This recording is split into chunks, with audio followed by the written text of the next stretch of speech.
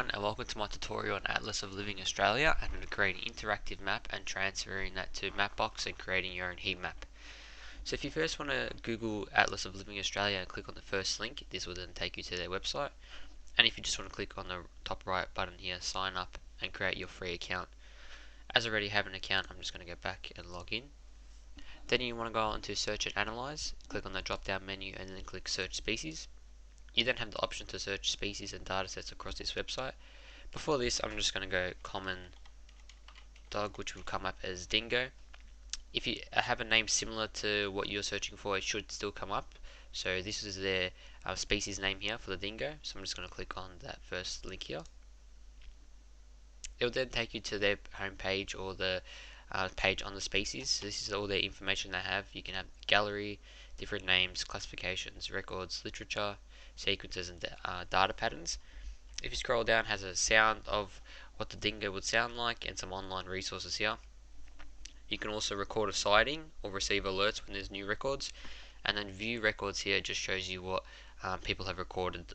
So if you click on view interactive map here, it'll then load your map up and you'll create all the points of where the locations and recordings are. In this left hand side here, you can either add to maps, you can add species, area, or different layers. If you just click on that, you can type in what you're after and it should search up, and then you can just click to add it. Here you can change the layer name or create your own heat map here. But for this, we're just going to use points, and you can change the color here, size or opacity. Once you're happy with your information you have on your map, you just go to export, points, click on Australia just so the data is more refined, a bit more easier to download. Click next. It'll then open you up to this window. You want to go on ALA legacy format, the second option here, and then you just have to select the reason why you're downloading it. So you just want to go educational purposes and then click on next. Then you have to just wait till your download's finished and then you'll be ready to go. Once your download is finished, you'll just come up on the downloads tab at the bottom here, and you just want to extract all of that, and there you go, you're ready to go. So then your data will be represented on an Excel spreadsheet and you'll be able to transfer that onto MapBox. So now if we just go onto googling MapBox and clicking on the first link, I have a tutorial on how to create an account and how to get your account set up and ready to go. So if you just want to watch that tutorial and then come back, then you'll be ready to move on with this. So we'll just go on to go to account. I'm already signed in, so I'll just click on the top right icon, click on the drop down menu and then click studio. Then we want to just create a basic map. So if you go in styles, new style, just create a basic template,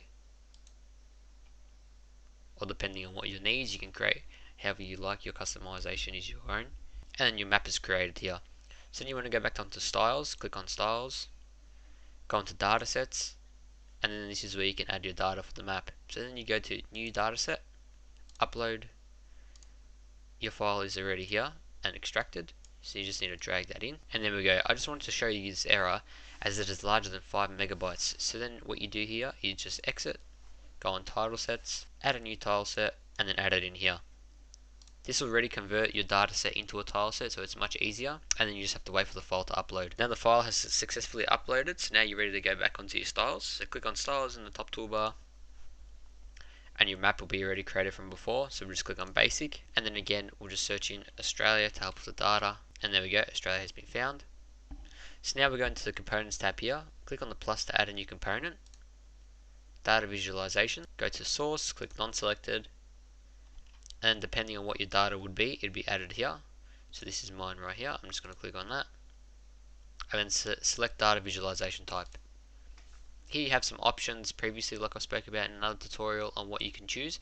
But for this, I'm just going to use the recommended data driven circles to create the heat map. So here you can choose what type of information you want to present onto your map. This is the different variables from your Excel spreadsheet. So I'm just going to use the longitude. After that has been presented onto your map, you just want to eject to create a layer. So eject it, yes. You'll now be onto a layer here in your layers tab. So we'll just go on to select data, click on type, change it from circle to heat map, accept that layer, yes, and then after it's finished, click on style, and as you can see, it's plotted all the data to create a heat map. But let's change the radius so the bubbles aren't as big. I've just changed the radius to 5 just so it's not as big when we're zoomed out, As you can see, it's plotted all the points and created them to the heat map, with the red being obviously the more populated areas for the dingo. So if you click on color here, you're able to change the color of the density. Obviously, the higher the density, the more stronger the color would be. So red would be a higher populated area, and white being a less populated area. So as you can see here, it's completely colored the map and created all your heat map with all the points. Able to change your opacity, obviously the radius and the weight and intensity. But there you go, all your points have been plotted from ALA, and you've converted that into a heat map. Thank you for watching, and I hope you enjoyed.